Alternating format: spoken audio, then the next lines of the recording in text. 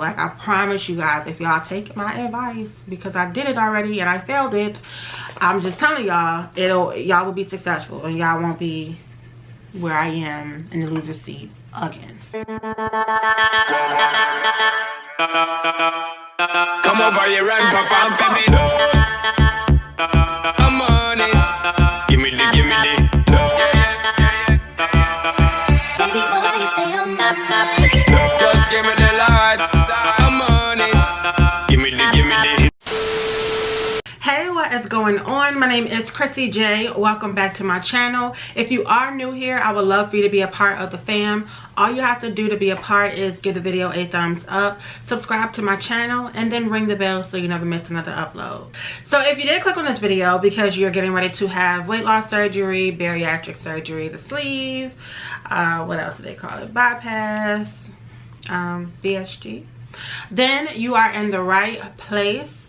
I'm going to give you guys some tips and things that you need to do to prepare for your upcoming surgery. And even if you're thinking about getting surgery and haven't made your mind up, hopefully after watching this video and my previous videos on VSG surgery, then you'll have made your decision, whichever direction that would be. So if you're ready to get on into the video, wait no more, girl. Get into the video. So I do have some flashcards with me. I just wanted to make sure that I did not forget anything. And then once I'm done, if anything comes to mind that I could think of to share with you guys, then I definitely will do it. Because at the end of the day, if you are on your journey to your weight loss surgery, I want to give you as much vital information as I possibly can, especially being that I have already gone through this procedure before. So yeah. And if you haven't seen that video, it'll be right here in the cards. I think it's on this side. I always get confused, but I'm gonna say this side. I'm gonna say strong to that. I believe it's there. If not, then it's there. Okay, so how to prepare for a bariatric or weight loss surgery, whichever you prefer to call it. The first thing you want to do, if you have already made your mind up that this is the route that you want to go in, you've already spoken with your doctor and your surgeon has already given you your guidelines and your pre-op, basically your pre-op guidelines on how you're to eat and what you need to stay away from leading up to your surgery. You want to print those out. I find that even though they email it to you and it's of course like the easiest way to get things, I find that when it's in front of you and when you can actually like touch it and it's tangible, it's so much more effective. When I first had the surgery, that's one thing I did not do.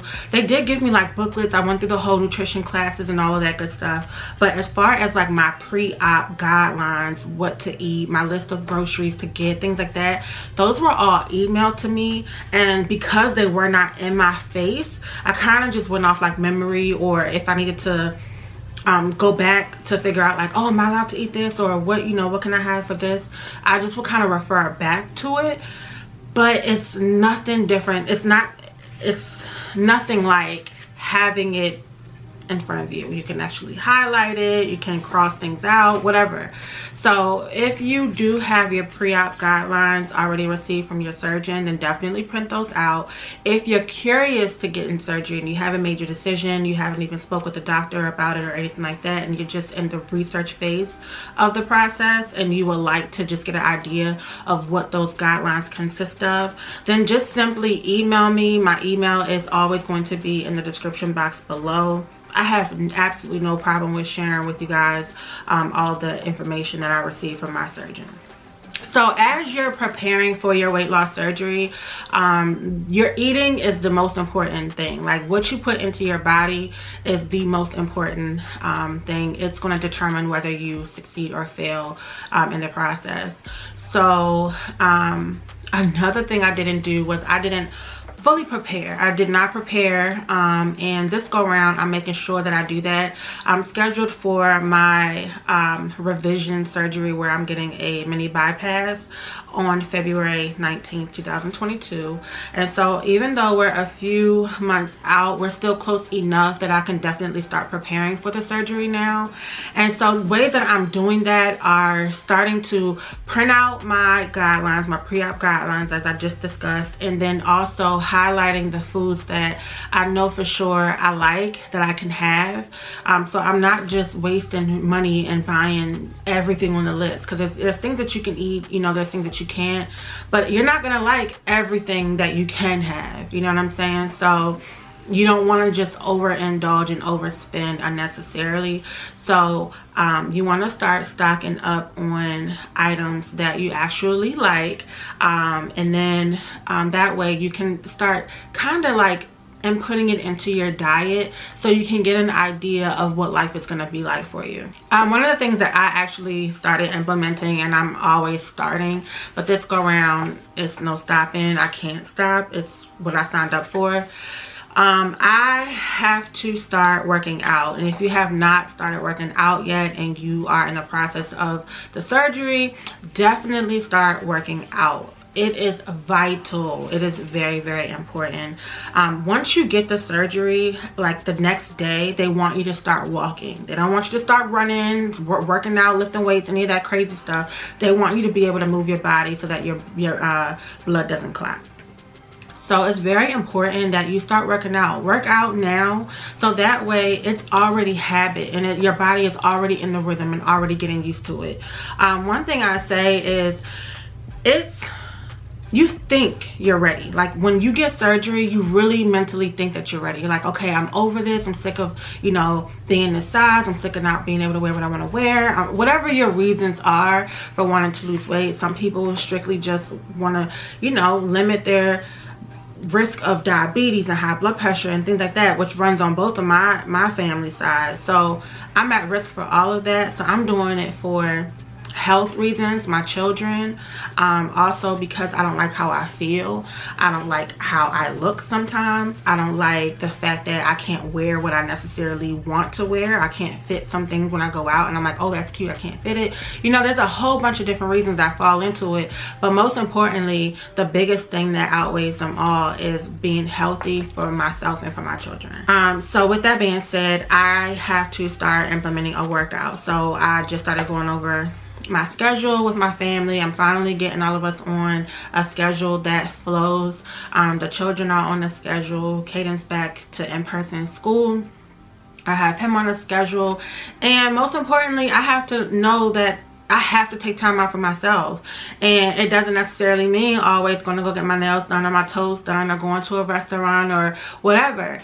It means put it into yourself, and what you're getting ready to do and what you're about to like do is so big that you need to, every chance you get, it needs to be surrounded by, how can you be healthier? What can you do to be a healthier you? Instead of going out to eat, go rock climbing, go hiking, go for a walk, go for a jog, go for a swim. You know, so that's the things that I'm trying to slowly like start incorporating into my schedule. Like when I want my free time, instead of just laying around or, I don't know, talking on the phone or whatever, I need to take that time out and put it into being healthier, you know? So I'm implementing a 45-minute workout in my schedule daily. And I'm like, that's 24 hours in a day. If you cannot set aside 45 minutes to an hour for yourself, you need to.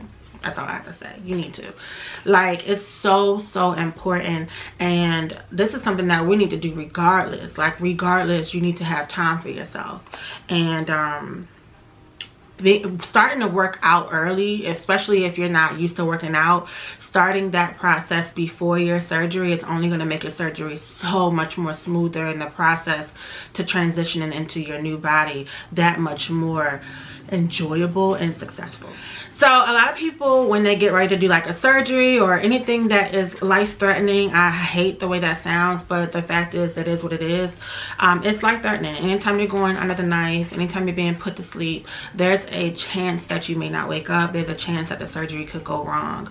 So although we all pray for the best, and we don't want to think about the worst, we still have to ultimately prepare for the worst. So if you have family, if you have assets, things like that, you want to make sure that you have all of that in alignment. Get your emergency contacts together. Whoever your support system is, if you have children that are going to school, are on a schedule, play sports, make sure that your support system is in alignment, is up to date on, you know, how your family, your household is functioning, is flowing. If your children are going to be in the care of others, make sure that they have a schedule for your children so that they can continue to stay on schedule while you're away getting your surgery or while you're down. Because even if you're not going out of the country to get your surgery, you're still going to have a couple days of downtime. And when you come home, you're not going to be able to rip and run like that. So you are still going to need that help, and it's always a lot easier on those that are helping you as well as you to just have a schedule so that everything can continue to flow without feeling the situation going on. You know what I mean? So I'm writing my schedule out that I have for my children, what they eat. I have a child that does not eat meat and one that does. We're trying to all transition to not eating meat eventually. That's goal. But you know, I have to make sure that I give meal ideas or meal plans and things like that. What time they go to bed, what time they wake up, what time my son has to be to school, homework, practice, you know, all of that. So just prepare for that. And then of course, if you have your assets and things like that, make sure that you have a will and you have allocated, you know, how you want things to happen should the worst happen.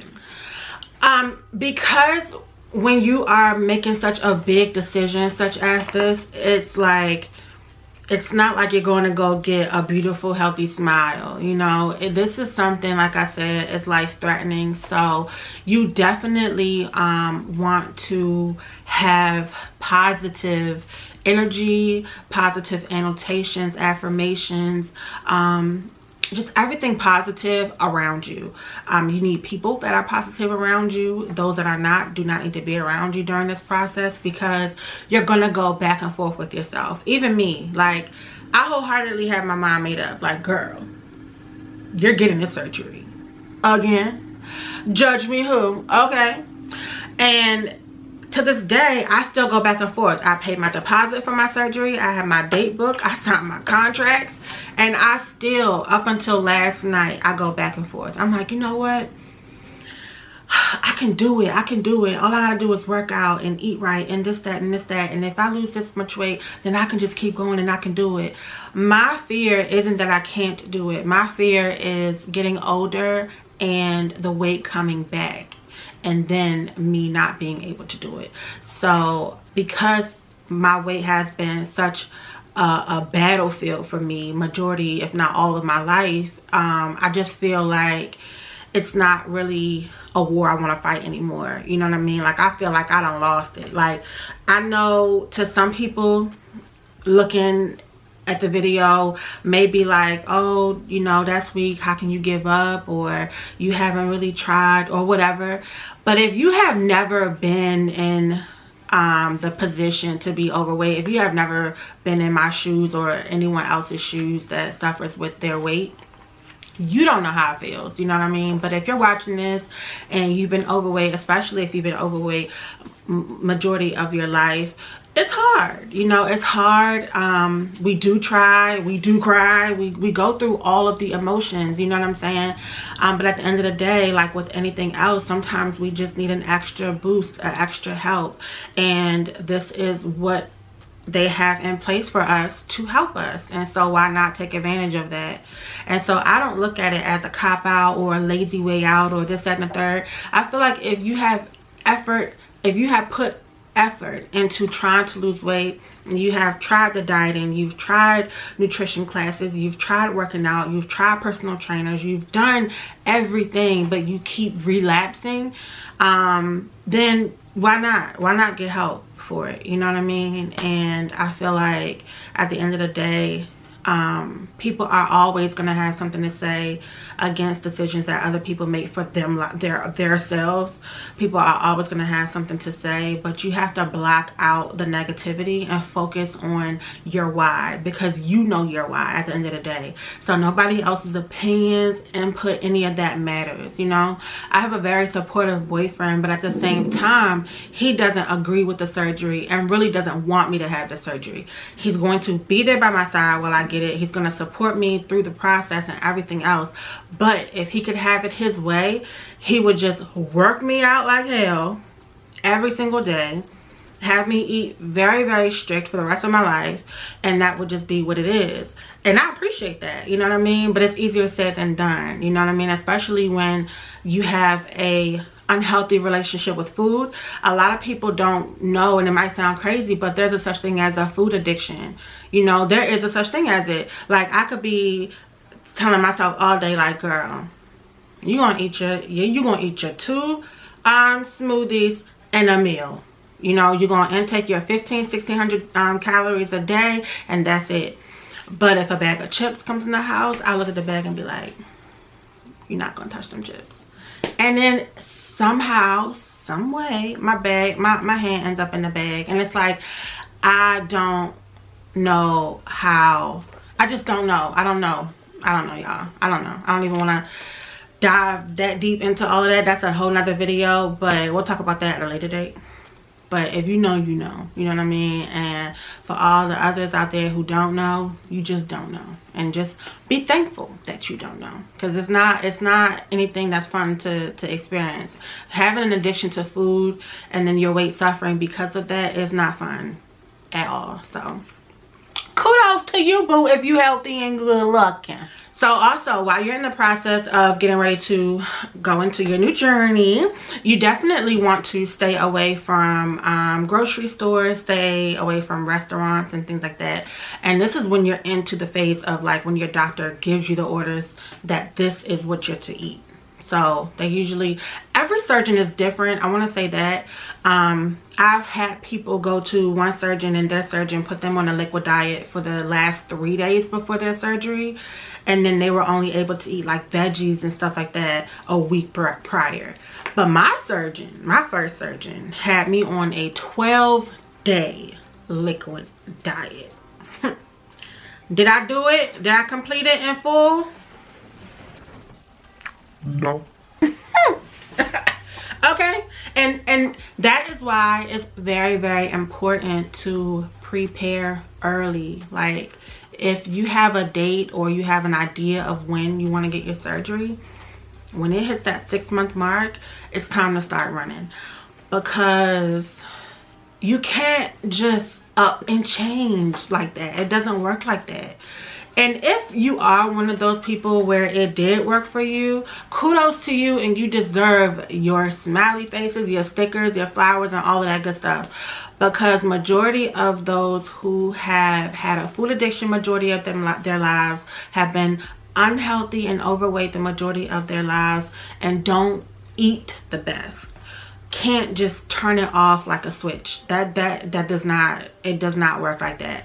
So the best advice I could give you, so that you don't relapse and you don't fail, because you can lose 70, 80, even 100 pounds after you get your surgery. But 2 years later, 3 years later, 4, 5, however many years later, you can gain it all back. Plus, I literally gained every single pound I lost back, plus 3 more. I am 3 pounds heavier than I was the day I went into surgery. I had my surgery in 2017. If you have not seen that video, I will leave it in the cards again right here. Go ahead and click on it when you're done watching this video, or click on it now and come back to this video. But I went into my story with VSG and how I failed it, what I did to fail, and all of that. So if I can just help one person from failing, because it's so big of a deal to put yourself under a knife, you know.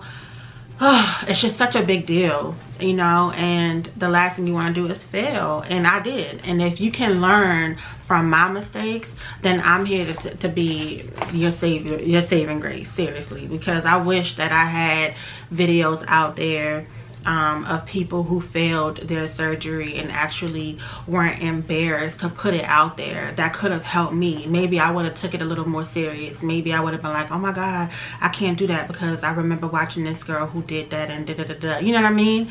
Like, I'm gonna put my story out there because I know it can help somebody. I also know somebody watching this has already had the surgery and is going through exactly what I'm going through. So I just hope that if you are thinking about doing a revision and going back under the knife for the second go round, that this time you take it just as serious as I am. So stay away from groceries, restaurants, and all of that when you are in the phase literally about to get your surgery, when you're supposed to be in like your liquid diet or whatever your doctor's orders for you. Just stay away from them, because even though you're going to be like, oh, I have self-control, I'm just going to go out and eat an appetizer, I'll just order some edamames and a water with lemon. When you smell that food walking in that restaurant, you seeing everybody else's trays come out, like, it's so many times I have been in restaurants and I've ordered my food and the waiter or the waitress takes the menu, and then another waiter or waitress walks by my table with a array of food, and I'm like, oh, what is that on there? But what are they eating? It's so many times I've walked to my table and I'm looking at other people's plates like, what is that? Or what is that drink, you know? And it's just, you're just really throwing yourself into the pit of temptation. And I just feel like, why torture yourself, you know? Not only that, people that you're going out to eat with, they're going to eat. You don't want them to feel away because you're sitting there not able to eat. It's just not a good look. It's not a good feeling. So I just feel like, you know what? It's a sacrifice. It's temporary. Stay away. You know, just stay away. If you have a husband, boyfriend, friend, cousin, family member, whoever, who can run to the grocery store for you with your list, or you could do DoorDash, or you can Instacart, like Uber Eats. They have so many, like, you know, different companies that can bring groceries and stuff to you. So that way, when you're not going in the grocery store with your list and then you come out, this is your list, but you come out with all of this stuff on it. Like, no, you know, like, I have been to the grocery store before surgery, during surgery, after surgery, and I still overspend. I still go in there with a list and I still come out with way more that's not on my list than what was. So I just feel like if you can keep away from the grocery stores and the restaurants, then do that. If you absolutely have to go to the restaurant, by all means go. I would just make sure that you go after you have already had your liquid or have already eaten something or whatever it is, so that you can really go not hungry at all whatsoever and just stay focused on what you're to eat and get only what you're allowed to eat. Okay, so another thing that you want to do is you want to try to lose as much weight as you can prior to your surgery. Now, when the doctor puts you on like your liquid diet or whatever diet the doctor chooses to put you on right before your surgery date, it's because they need to shrink your liver. When your liver is expanded, it makes the surgery way more complicated than it needs to be. When your liver is shrinking or shrunken, y'all, I need to go by this. Oh, yeah. Shrunken. I'm gonna go with that. If I'm wrong, comment below, y'all. It's been a minute. So it just makes the surgery that much more easier, you know. So it's very, very important to follow the daggone doctor's orders. Now, like I said, my doctor put me on a 12-day liquid fast. It depends and it varies. So if somebody's BMI is 38 and my BMI is 47, we're not going to be on the same guidelines because we have two totally different BMIs.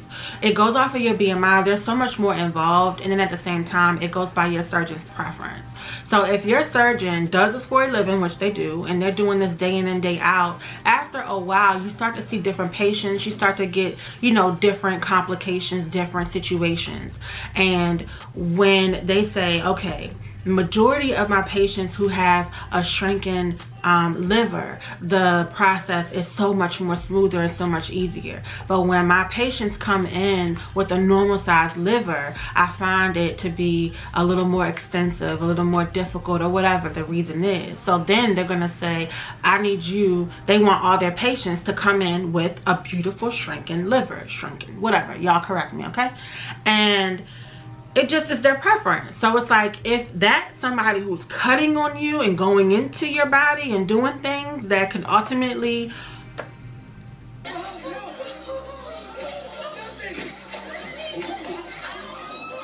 then you need to listen to that person, okay? Because if you tell me you want me to drink soup, a vegetable soup, for 3 days before my surgery, because that's what you prefer, because it's easier for you and it's less complication, I'm doing that.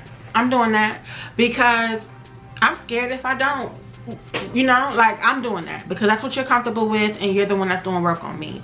Like I said, when I first did this, 12 days is a lot. That's a lot. 12 days is hard for someone to just flip it off like that. I did not do it for 12 days. However, a week out, I did do it. So I was able to do my liquids when I was a week away from my surgery. So that's still not bad. Try to get your family on board with you and your healthy lifestyle. So even though everyone in your family obviously isn't signing up to get the surgery with you, you may have a husband or a wife or someone, or a significant other, who may be getting it with you, but for the most part your children aren't getting it, your significant other isn't getting it with you. So if that's the case, just try to get them a little more healthier with you. And I say that to say, like, if you're a family that snacks, or you guys are real big on desserts after dinner, or, you know, whatever the case is, you know that you have to cut back on that type of stuff. So ask your family to help do it with you. Like, it could be a treat for everybody, because being healthy isn't limited to just a certain grade of people. Like, everybody should be healthy. It's healthy for everybody to be healthy, you know what I'm saying? So with us, we have children and we do have the snacks. You know, my son has his snacks or whatever the case. So instead of them being so accessible to me, I move them now in the garage, where Sean, most of the time, that's his like man cave area. So he's in that area most of the time. It's kind of like out of my sight, out of my mind type of thing. So when I go in the pantry to get my soup or my chicken broth or vegetable broth or whatever, I don't want to look at bags of chips and gummy bears and Reese's snacks and all of that. You know what I'm saying? So just put it kind of like out of sight, out of mind. Put it in another drawer. Just put it somewhere that you're not seeing multiple times a day. Like, I go in the refrigerator and the pantry multiple times a day, and I just don't want to see a whole bunch of snacks, because it's very, very tempting, especially if you're someone who snacks, and I'm a snacker. So I had to relocate everything. I had to relocate all the juices. I had to relocate everything that is against what I'm trying to do, out of sight, out of mind type of thing. So just ask your family to just jump on board with you. If they absolutely want to eat, you know, junk, or like get a pizza or something like that, just try to ask them, like, hey, can you guys eat it out? Like, can y'all go eat it at the restaurant, or can you guys pick the pizza up and go eat it at a park together, or something like that? Can you, if you guys want to get some ice cream, can you guys go just pick it up and eat it outside the house, so that it's not coming in the house and tempting you? And if your family is on board with your happiness and your being healthy, then they will definitely do whatever it takes for them to help you with it. I personally suggest don't buy in bulk until after you get the surgery. I've seen a lot of videos where they're like, you know, stock up on all your stuff, stock up on all your premier shakes and your this and your that. I absolutely would not. The only thing that I would say to stock up on would be ice pops, because everyone loves a good ice pop, but it has to be sugar free. And then stock up on water, because we gotta have water. As far as like the Gatorades and the broths and things like that, I wouldn't stock up on those right now. I would just get what it is you know you like. And the reason why I say that is because once you get the surgery, your taste buds change. They might revert back, but they're going to change for a little bit. And it might not be for everybody, but it would definitely was for me. And I know that it was for a lot of other people. So you may just be one of those as well. And the last thing you want to do is have have $200 worth of stuff that you absolutely do not like, because when you're getting the surgery, your stomach and everything is very, very sensitive. And so if you don't like something, it's almost like it's going to give you like a nauseated feeling. And so who feels like feeling like nauseous all the time? You know, it's kind of like when you're pregnant in your first trimester, that morning sickness feeling. Miss me with it. Miss me with that. I'm good. I want something that I know I can drink, that I know I'm going to want. First of all, we're not even going to be able to eat like that, you know. And we have to drink. We have to sip throughout the day. Like, you always have to have your cup of water or liquids with you. If you've been watching me, you already know this stays by my side. It stays on my nightstand. I fill it up every night. It's the first thing when I wake up in the morning. I take a couple sips. I just keep my water by my side always. And if you're the type of person who like doesn't like water, drop lemon in it, cucumbers, you know, play around with it, add some fruits in there. You just don't want to do too much because you're trying to stay away from sugar, but you can definitely do like the lemon and things like that. You can do the Crystal Light packets and all of that good stuff. So I love it. Okay, I'm straight H2O. I don't need all that, although I do have Crystal Light. I'm right good with my water as long as it has a whole lot of ice. I don't have any ice in here right now though. So this is gonna be one of those things where it's gonna take a little bit of discipline, because once again, this is how you've been eating for the majority of your life. So, and I started doing this as well, and it actually works wonders. I love it. Like, I feel great. Cut your portions down. I wouldn't say cut them in half because that's a reach, but definitely cut your portions down. So I'm gonna give you an example. If this is what you currently eat, right? This is the size portion that you currently eat. I wouldn't say cut it in half, but I definitely would say if you're about 6 months out from surgery, cut it to that. Once you get to be about 4 months out from surgery, at that point, cut it to that, which is half, right?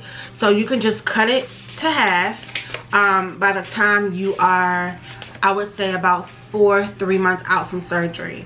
Now, when you get to your 30 days from your surgery, like 30 days, at that point in time, hit one of these numbers here,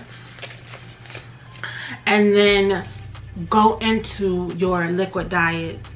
Now, the reason why I say go into your liquid diets and cut it to such a small portion is because that's what your life is really about to be. And I mean, it is what it is. Like, that's what your life is about to be. It's going to be hard because you still have your regular sized stomach, you still have your regular appetite and all of that, but I promise you, this is something that I'm saying to do, like, you know, 30 days out. Even if you do it like 20 days out, definitely do not wait until that last minute. Like, don't wait until a week or two before. If your doctor says, all right, that's it, no foods, straight liquids, no sugar. If your doctor says it's 7 days, cool, that's fine. Then at this point in time, this serving goes bye-bye and you just replace it with more liquid. You know what I'm saying?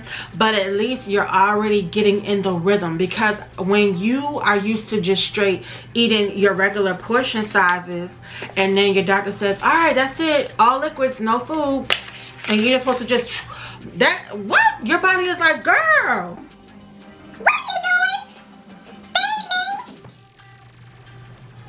And that's how you can fail. It's hard, you guys. Like, after you get the surgery, it is what it is. You're not gonna be hungry. You're not gonna be hungry. You have a totally different relationship with food immediately after surgery. Your stomach is like, it feels like it's the size of a nickel, even though it's not, but it feels like it is. So you're gonna only be able to eat, you know, what your stomach can hold. But the reason why I say it's best to try to implement your smaller portions now is because it is a mental thing. It is a mental, I promise you guys, it's a mental thing. So, like, yes, when I got the surgery, I got the sleeve, I could only eat this right here. I could only eat this, like what would be like maybe a chicken nugget, and then my sip of whatever liquid, right? And I probably could eat like a half a boiled egg and I'm done. You know what I'm saying? I'm full. I'm tapped out. But because I wasn't practicing my small portion control, and I was still so used to eating what I was used to eating, I would still go out and I would order what I normally would order, right? I would waste so much money, because I'm like, girl, why are you even ordering out? Like, why are you going out to eat right now? You cannot eat anything. You know what I'm saying? You cannot eat anything. I started ordering from like the kids menu, and I'm like, bump that. Like, just stop going out to eat, because even the kids menu, you're not finishing that meal, boo-boo. Like, you're not, sis. So if you have already trained your mind, then it will be nothing. You know what I'm saying? It will be nothing to you. And so that's why I feel like it's very, very important to like get a head start now, so that when you do get it, you are straight successful. Like, I promise you guys, if y'all take my advice, because I did it already and I failed it, I'm just telling y'all, y'all will be successful, and y'all won't be where I am in the loser seat again. If you love to shop like me, then you are gonna be like, what in the world am I doing?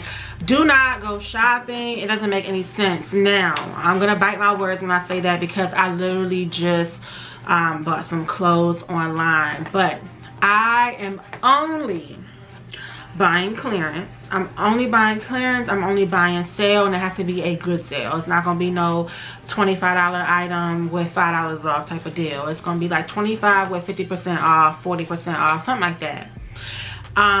The reason why I say don't go shopping is because, I mean, if you absolutely have to shop right now, then by all means do what you gotta do, which is kind of like where I feel like I'm at. So that's why I did it, because we're tapping into fall, and I cannot fit, I cannot fit any of my fall clothes. I mean, I can fit some of them, but like all of my jeans and stuff like that, I just can't fit them. The reason is because when I had lost all my weight, I had some real cute jeans and everything, which I still have. And then we went into, and then I got pregnant, so I was wearing kind of like all like spandex type of stuff. And then after I had baby girl, we went into a pandemic, and so I was always in the house, so I really wasn't pressed to get dressed and go where.